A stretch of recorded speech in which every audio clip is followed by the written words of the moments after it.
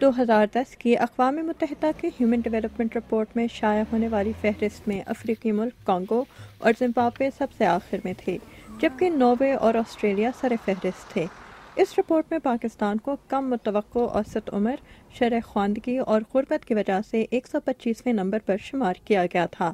پاکستان میں 5 سال سے کم عمر کے بچوں کی شرح آباد بھی زیادہ ریکارڈ کی گئی تھی۔ پاکستان میں ہر 1000 پیدائشوں میں سے 89 بچے 5 سال سے زیادہ کی عمر کو نہیں پہنچتے۔ اور یہ بہت بڑی امپورٹنٹ چیز ہے، یہ خاندانی منصوبہ بندی کے لحاظ سے بھی، پاپولیشن گروتھ کے لحاظ سے بھی۔ جتنی شرح موت بچے کی زیادہ ہوگی اتنی شرح پیدائش بھی زیادہ ہوگی۔ آبادی میں اضافے کی وجوہات پر تحقیق کرنے والے مہتاب کریم کہتے ہیں کہ بڑھتی آبادی کی وجہ سے حصول تعلیم اور صحت عامہ کے وسائل پر بوجھ بڑھ جاتا ہے۔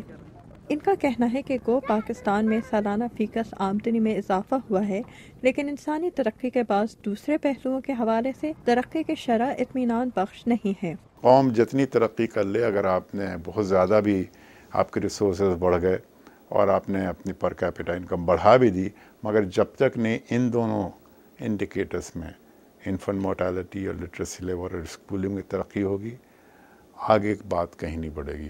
تو یہ، اور جیسے میں نے کہا کہ یہ سارے انٹر ریلیٹڈ ہیں، ایجوکیشن، ہیلتھ اینڈ پاپولیشن۔ لیکن کیا آبادی میں اضافہ کسی ملک کی ترقی کے راستے کی رکاوٹ بن سکتا ہے؟ ماہر اقتصادیات ڈاکٹر ڈیوڈ لام کہتے ہیں کہ اس کا کوئی سادہ جواب نہیں۔ لیکن یقیناً یہ ایک دوسرے کو متاثر کرتے ہیں۔ جو ملک انسانی ترقی کی اس رپورٹ میں نچلے درجے پر ہیں، ان کی شرح افزائش اور شرح پیدائش دونوں دوسرے ملکوں کی نسبت عموماً زیادہ ہیں، اور اس کی وجہ سے ترقی کے مختلف شعبوں میں ان کی کوششیں متاثر ہوتی ہیں۔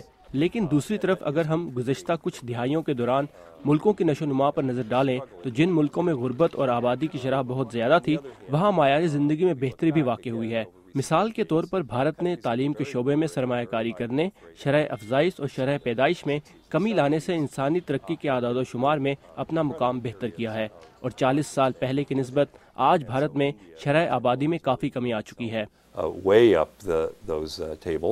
2010 میں شائع ہونے والی اقوام متحدہ کی ہیومن ڈیولپمنٹ رپورٹ کے مطابق ضروری نہیں کہ کسی ملک کی دیر پا ترقی اقتصادی ترقی پر منحصر ہو، بلکہ ہر ملک دیر پا ترقی کی جانب منفرد راہ اختیار کرتا ہے۔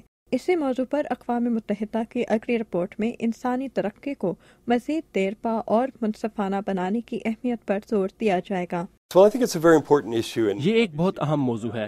میں سمجھتا ہوں کہ اگر اگلی صدی کی ابتدا تک یا اس سے پہلے ہی عالمی آبادی میں 3 ارب کا اضافہ ہوتا ہے، جیسا کہ اقوام متحدہ نے پیشن گوئی کی ہے، تو ہمیں یہ دیکھنا ہے کہ ہم سب کو خوراک کس طرح مہیا کریں گے، ہم قدرتی وسائل کے استعمال کی موجودہ شرح کس طرح قائم رکھیں گے، یا ان غریب ملکوں کے لیے جنہیں معیار زندگی میں بہتری کے ساتھ ساتھ زیادہ وسائل کی ضرورت بھی ہوگی، وسائل تک رسائی کس طرح ممکن بنائیں گے۔ یہ سب ہمیں پائیدار ترقی ممکن بنانے کے نقطہ نظر سے کرنا ہوگا۔